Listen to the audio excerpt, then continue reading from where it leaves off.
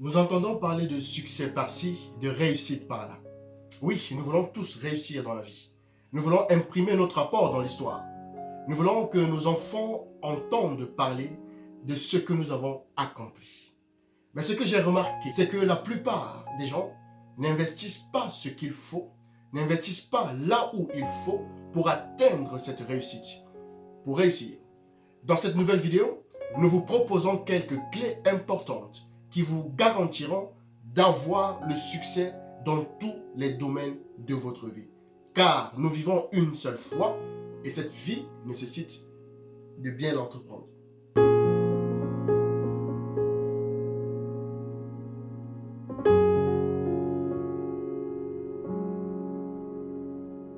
Mais ce que j'ai remarqué, c'est que la plupart des gens n'investissent pas ce qu'il faut, n'investissent pas là où il faut pour atteindre cette réussite.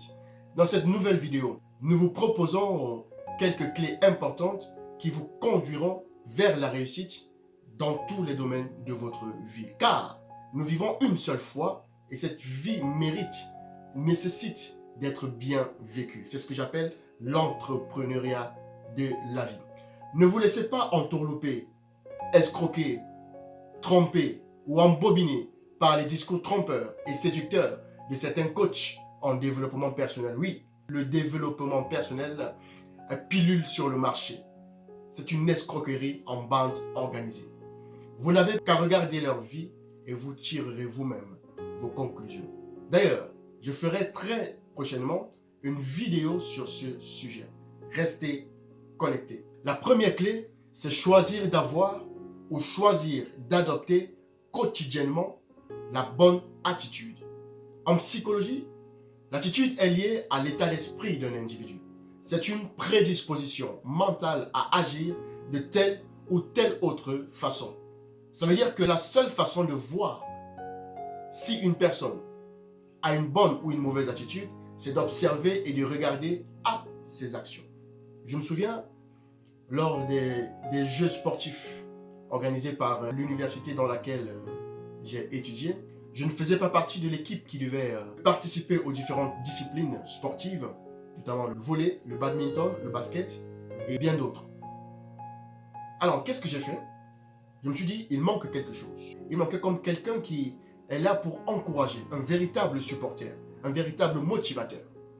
Et donc, j'ai joué le rôle de ce supporter-là qui motive son équipe. Alors, il fallait me voir avec toute la puissance, tout mon être, avec toutes mes tripes. J'ai encouragé mon équipe. Je leur ai montré que je suis avec eux. À la fin du championnat, mon équipe est sortie 3e ou 4e si je me rappelle bien. Mais à la surprise, une très grande surprise, dans une grande salle d'amphithéâtre, l'organisateur ou le président de l'université a créé une récompense, a créé. Et donc, j'ai reçu un trophée pour mon attitude, pour mon engagement, pour mon investissement. Bref, cette attitude qui m'a conduit à encourager mon équipe.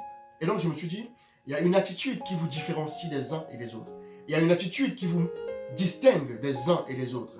Il y a une attitude qui va vous amener à gagner la faveur des personnes qui sont autour de vous et qui vont tourner ses regards vers vous pour vous apporter des solutions par rapport à certaines situations de votre vie. Le président de l'université, dans son organisation, n'avait pas prévu de trophée ou de récompense pour les supporters. Mais vu que j'étais le seul supporter et j'étais tellement déterminé et engagé, ça a marqué son esprit. Ça a marqué l'esprit de l'équipe d'organisation. Et donc, ils ont créé une récompense, un trophée de meilleur supporter. Et cela m'était destiné. Alors, imaginez toute ma joie, toute mon émotion lorsque je descends, partant de l'autre bout de l'amphithéâtre pour aller devant et récupérer mon trophée. Toute la salle a applaudi. Tous les regards étaient rivés sur moi. Je ne m'y attendais pas. Et j'ai compris au travers de cela combien l'attitude dans un environnement pouvait nous permettre de gagner premièrement du temps. L'attitude pouvait me permettre de pouvoir gagner la faveur des uns et des autres. Adopter et développer la bonne attitude, c'est d'abord un choix. C'est une décision à prendre. Si tu veux que ta vie soit un chef-d'œuvre, pour cela, voici un ensemble d'ingrédients à mettre ensemble. Premier ingrédient, être conscient que c'est à toi seul que revient la charge ou la responsabilité de tes attitudes et non pas à la société ou aux autres. Tu dois être convaincu que tu es la matière première de ta réussite. Nous avons dit que l'attitude est liée à l'état d'esprit d'une personne. Dans ce sens, il est impossible qu'une personne vienne changer cet état d'esprit. Les informations peuvent être données, mais au final, c'est toi qui prends la décision de changer ton état d'esprit. Tu as certainement déjà entendu parler de cette expression. En mon âme et conscience. L'âme et la conscience sont deux composantes d'une personne en vie. Personne d'autre que cette personne, ainsi que son créateur, ne peut y accéder. Par exemple, si tu veux être heureux, tu n'as pas à attendre que quelqu'un vienne le faire à ta place. Tu dois tout simplement décider, faire le choix d'être heureux, quel que soit ce que ton passé a été. Qu'il a été violent, qu'il a été pauvre financièrement, ou émotionnellement, ou relationnellement, qu'il y ait eu un divorce qui a créé de la rancune, de la haine. Non, non, non, non. Quel que soit ton passé, tu dois choisir d'être heureux. Tu choisis de marcher vers la réussite. Tu choisis, tu décides de réussir. Le deuxième ingrédient, tu dois décider de changer tes mauvaises attitudes une fois qu'elles sont identifiées. Les gens ont du mal à changer leurs mauvaises attitudes dans les domaines dans lesquels elles ont été identifiées. Certains disent même souvent « je suis né comme ça » ou « je suis comme ça », alors qu'ils savent que c'est mauvais, que c'est une mauvaise attitude ou bien que ce sont des mauvaises attitudes. Et il y a des choses dans la vie que nous ne pouvons pas choisir, comme nos parents, notre lieu de naissance, notre race ou couleur de peau. Mais notre attitude est quelque chose sur lequel nous pouvons agir, si détermination il y a. Question. Dans quel domaine tes attitudes doivent changer? Au travail? Dans ton couple? Dans tes relations amicales? Au sein de ton église? Pour vous donner un petit témoignage, j'ai eu dans le passé une relation compliquée avec mon père. J'ai dû faire le choix d'agir autrement, d'avoir l'état d'esprit de quelqu'un qui veut réussir dans sa relation familiale pour réussir à déclencher une relation harmonieuse avec mon père, sans plus m'appuyer sur notre passé. Notez ceci, une mauvaise attitude vous réduit dans le domaine concerné. Une bonne attitude vous élève dans ce même domaine. Troisième ingrédient, tu dois développer l'esprit ou le mindset de la nouvelle version de toi-même. Il s'agit ici de penser, d'agir, de parler et de se conduire comme la personne que l'on veut devenir. Par exemple, pour devenir un avocat, tu dois passer par une formation d'avocat afin que tu apprennes la manière de penser, la manière d'agir, la manière d'être d'un avocat. C'est le cas pour d'autres corps de métier. La transformation peut prendre du temps, mais si tu veux devenir quelqu'un de meilleur, tu dois croire que cela est possible. Un proverbe grec dit que celui qui est en nous, parlant de l'esprit de Dieu parce que je suis chrétien, est plus fort que celui qui est à l'extérieur, parlant de l'esprit du diable et l'esprit du monde, qui s'oppose à l'esprit de Dieu. La clé du changement, ce n'est pas ce qui se passe à l'extérieur, mais à l'intérieur de chaque individu. Le mensonge le plus grave, ce n'est pas envers les autres, c'est d'abord envers soi-même. Note ceci, celui qui peut mentir à un autre individu a d'abord réussi à se mentir à lui-même. Donc des fois le mensonge d'une personne envers une autre personne n'est que l'expression du fait que ces personnes se soient d'abord menti en elles-mêmes.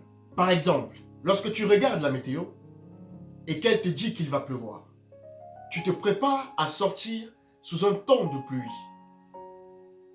Si vous pensez changement, transformation, tout autour de vous pourra suivre. Le quatrième ingrédient, tu dois accorder une grande valeur aux personnes qui t'entourent, aux individus. Un secret pour maintenir une bonne attitude, c'est de valoriser les gens. Valoriser quelqu'un, c'est l'encourager. C'est reconnaître son potentiel. C'est l'apprécier. C'est l'aider. C'est rechercher le meilleur en cette personne. C'est mettre l'accent sur ses forces et non sur ses faiblesses. Il est donc impossible de détester les gens, de très mal les traiter et en même temps de développer une bonne attitude. C'est contradictoire. En tant que musicien amateur, je compare l'interaction avec les gens à celle avec la musique. Lorsque tu accordes une grande valeur aux gens, c'est comme écouter une belle et douce mélodie. Alors qu'avoir une pauvre interaction avec les gens, c'est comme écouter une musique cacophonique, sans queue ni tête. Un proverbe grec le dit d'une meilleure manière. Avec humilité, estimez et regardez les autres comme supérieurs à vous-même. 5e ingrédient. Tu dois développer une haute appréciation de la vie. Avez-vous déjà rencontré des personnes qui ne passent que le temps à se plaindre? Sinon, je vous invite à venir en France, à y passer du temps et à observer la mentalité française. Les plaintes au quotidien, les murmures au quotidien, les commérages au quotidien. Ce genre de personne ne peut pas aller loin.